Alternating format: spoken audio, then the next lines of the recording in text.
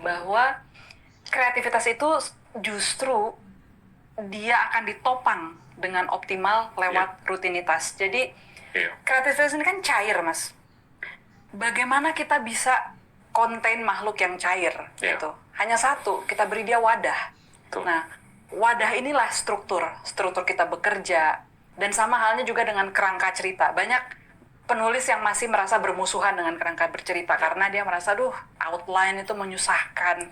Padahal dia punya porsi yang tepat dan sangat membantu kalau kita bisa terapkan dengan tepat gitu. Jadi aku tidak pernah mau memusuhi struktur, justru aku merasa kreativitasku itu kayak dia hand in hand dengan struktur, hand in hand dengan rutinitas gitu. Karena kalau kita justru membiarkan diri kita hanya sepenuhnya dikuasai oleh kreativitas, menurut saya ada bahayanya juga di situ, Mas.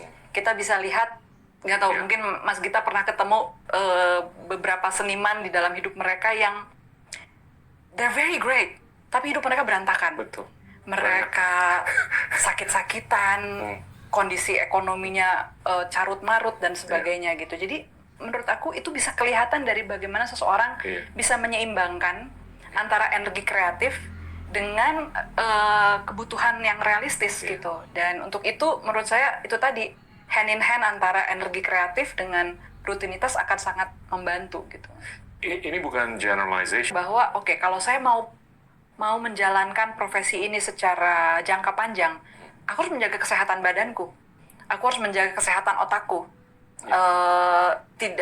I don't take substances, aku nggak minum, nggak merokok dan sebagainya. Aku berusaha untuk menghargai wahana yang aku bisa pakai untuk menjalankan profesiku gitu. Sehingga ketika aku menulis, Mas, aku malah ketika aku di periode bad cave itu ya, aku malah menjadi sangat sehat.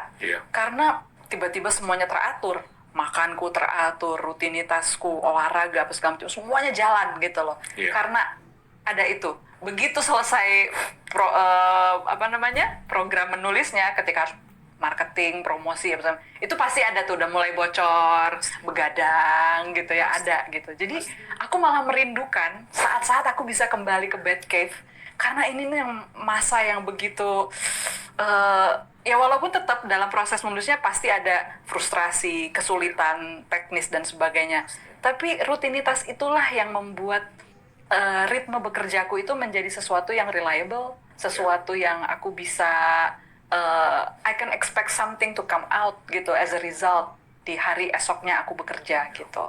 Untuk nulis 80-100 ribu kata, give and take berapa lama?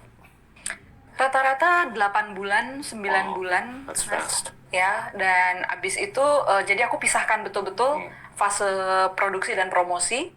Nah, abis itu kemudian biasanya kalau aku sudah mau pindah ke buku lain, ada namanya fase riset.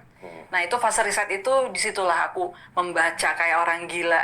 Aku mungkin harus traveling ke beberapa tempat yang aku butuh gitu ya, untuk kebutuhan cerita gitu. Dan di situ itu fase yang berbeda lagi.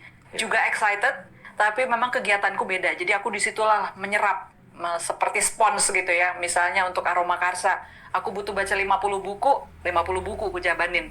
Untuk supaya ketika aku mulai fase menulis, aku sudah punya cukup bahan untuk berjalan.